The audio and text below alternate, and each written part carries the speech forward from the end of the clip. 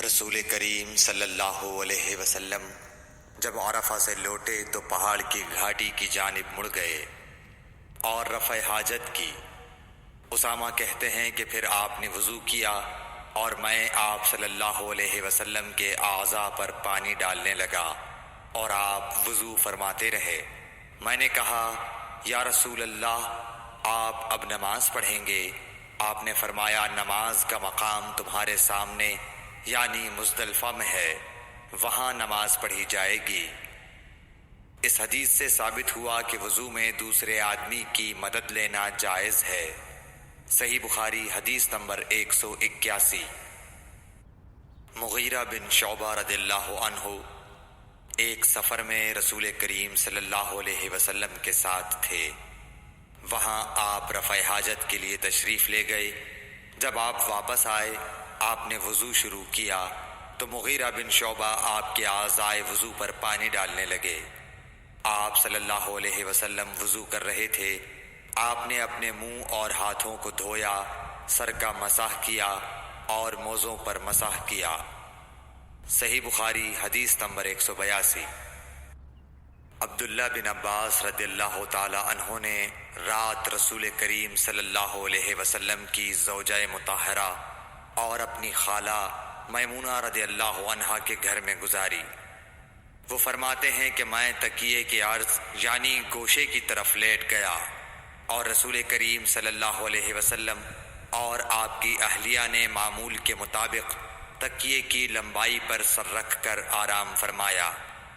رسول اللہ صلی اللہ علیہ وسلم سوتے رہے اور جب آدھی رات ہو گئی یا اس سے کچھ پہلے یا اس کے کچھ بعد آپ بیدار ہوئے اور اپنے ہاتھوں سے اپنی نیند کو دور کرنے کے لیے آنکھیں ملنے لگے۔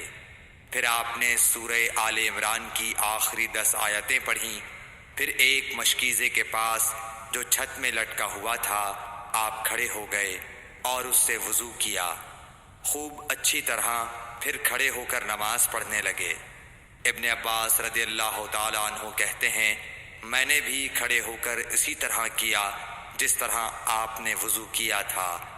پھر جا کر میں بھی آپ کے پہلو مبارک میں کھڑا ہو گیا۔ آپ نے اپنا داہنا ہاتھ میرے سر پر رکھا اور میرا دایاں کان پکڑ کر اسے مروڑنے لگے۔ پھر آپ نے 2 رکعتیں پڑھیں، اس کے بعد پھر 2 رکعتیں پڑھیں، پھر 2 رکعتیں پڑھیں، پھر 2 رکعتیں پڑھیں، پھر 2 رکعتیں پڑھیں، پھر 2 رکعتیں پڑھ کر اس کے بعد آپ نے وتر پڑھا اور لیٹ گئے۔ پھر جب مؤذن آپ کے پاس آیا تو آپ نے اٹھ کر 2 رکعت معمولی طور پر پڑھیں، پھر باہر تشریف لا کر صبح کی نماز پڑھی۔ صحیح بخاری حدیث نمبر 183۔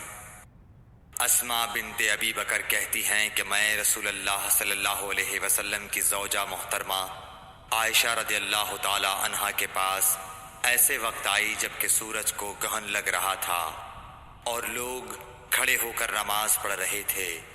کیا دیکھتی ہوں وہ بھی کھڑے ہو کر نماز پڑھ رہی ہیں۔ میں نے کہا کہ لوگوں کو کیا ہو گیا ہے، تو انہوں نے اپنے ہاتھ سے آسمان کی طرف اشارہ کر کے کہا سبحان اللہ۔ میں نے کہا کیا یہ کوئی خاص نشانی ہے؟ تو انہوں نے اشارے سے کہا کہ ہاں، تو میں بھی آپ کے ساتھ نماز کے لیے کھڑی ہو گئی۔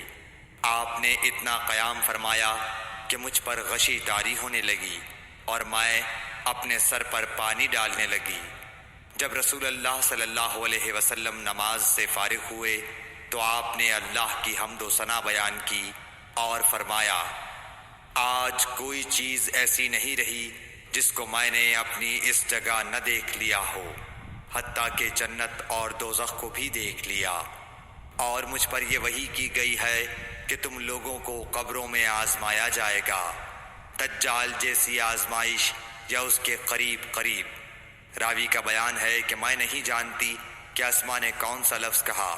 تم میں سے ہر ایک کے پاس اللہ کے فرشتے بھیجے جائیں گے اور اس سے کہا جائے گا کہ تمہارا اس شخص یعنی محمد صلی اللہ علیہ وسلم کے بارے میں کیا خیال ہے؟ پھر اسماء نے لفظ ایماندار کہا یا یقین رکھنے والا کہا، مجھے یاد نہیں۔ بہرحال وہ شخص کہے گا کہ محمد صلی اللہ علیہ وسلم اللہ کے سچے رسول ہیں، وہ ہمارے پاس نشانیاں اور ہدایت کی روشنی لے کر آئے، ہم نے اسے قبول کیا، ایمان لائے اور آپ کا اتباع کیا۔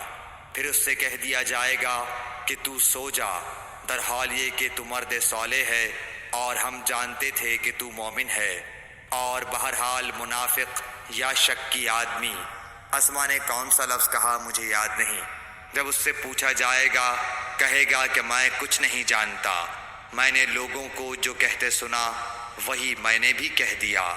صحیح بخاری حدیث نمبر 184۔